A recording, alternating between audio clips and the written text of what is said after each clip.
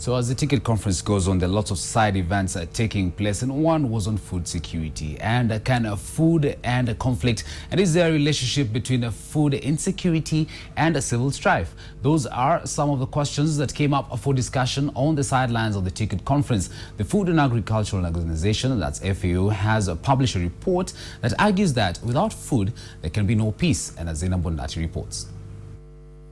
The number of people classified as food insecure in the Greater Horn of Africa stood at 20.4 million in February this year, 11% more than the numbers recorded in December 2015. And while this growth can be attributed to drought in some regions such as Kenya, Uganda, Tanzania and Ethiopia, conflict played a part. Armed conflicts in Africa decreased by 15% in the last 3 years. But this overall trend has not been even across all the regions.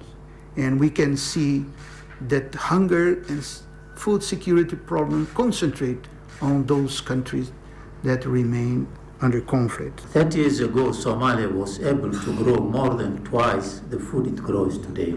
The 8 member countries that make up the TICAD, with a population of 250 million, are said to be the recipients of 20% of the world's total food aid due to droughts and conflict. Those of you who've been following the situation in South Sudan, they are now very food insecure, extremely food insecure. All the gains they had made over the last 4 years have been eroded, all because of conflict. Those who followed the situation in Kenya during the post-election violence, 2007-2008, will remember the prices of food almost doubled. The FAO Peace and Food Security Report shows that there is a correlation between violence and hunger, with the index going as high as 63% in Angola, 55.6% in Rwanda, and 42.8% in Sierra Leone.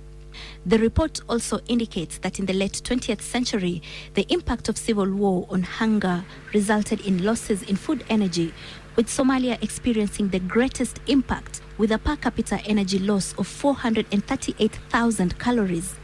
Uganda lost the least with 56,000 calories. About 20% of our population is displaced or refugee.